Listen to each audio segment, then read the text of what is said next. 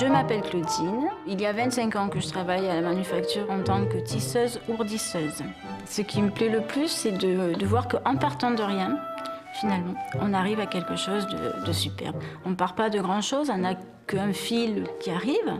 Au fur et à mesure des étapes, on voit le travail avancer et prendre forme et c'est beau. Une tisseuse, c'est celle qui tisse toute la journée, qui fait des tapis. Et l'ourdisseuse, c'est celle qui s'occupe de la préparation du métier. On commence par choisir les couleurs que le client déjà il désire. On met le fil sur un tour et on fait des bobines.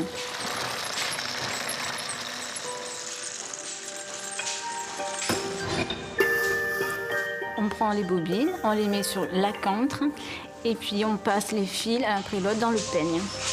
Pour moi, le lourdissoir est le plus bel outil. Pour moi, je sais pas, je vois la chaîne se faire, le bruit des bobines qui se déroulent. Puis ça me plaît de voir tous ces fils l'un à côté de l'autre et qui se mettent bien en ligne. C'est fabuleux.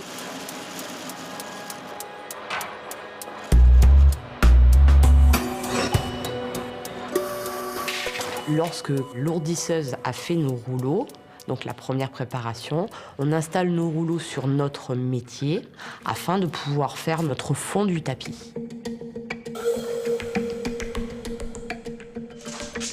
On travaille aussi avec une navette afin de bloquer en fait notre laine de façon à ce que notre poil de laine tienne sur cette fameuse toile du départ. Quand on nous voit taper, ça peut paraître difficile, mais c'est pas plus difficile que notre métier.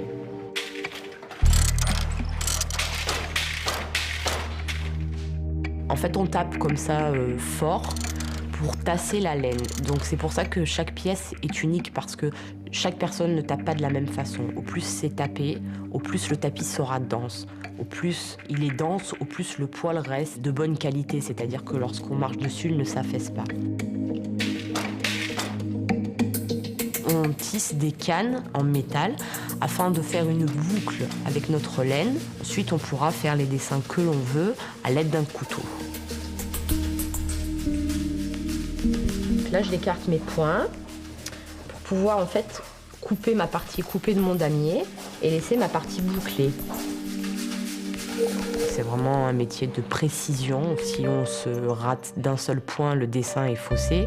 Il y a une part de création parce que c'est vraiment la tisseuse qui fait le dessin à la main en écartant ces fameux points.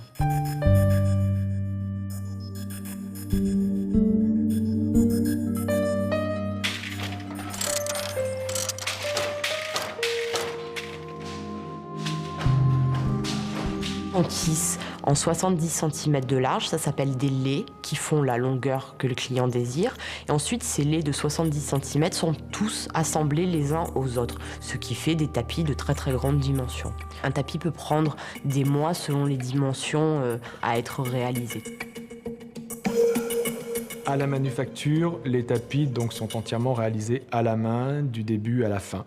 Après être cousu, le tapis effectivement est retourné et ensuite il y a ce que l'on appelle l'opération de ciselage, c'est-à-dire qu'avec une paire de ciseaux, elle coupe absolument toutes les petites irrégularités de façon à ce que le tapis ait une finition absolument parfaite.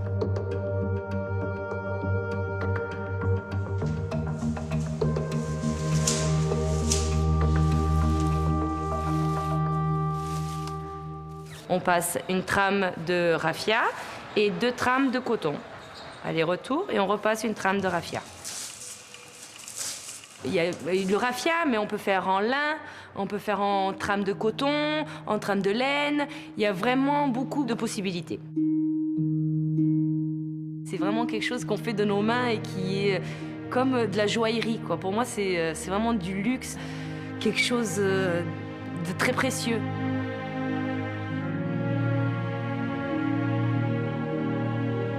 La manufacture a aussi énormément contribué à l'élaboration de beaucoup de tapis pour le château de Versailles, le palais de l'Élysée.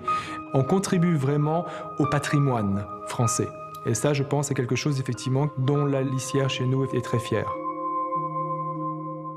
J'espère former d'autres personnes, des tisseuses, tout ça. J'aimerais bien que le métier se perde pas. C'est génial, quoi. Même si c'est vieux, même si c'est nos ancêtres, c'est nos références, c'est vraiment quelque chose de très important, quoi, qu'il faut pas abandonner.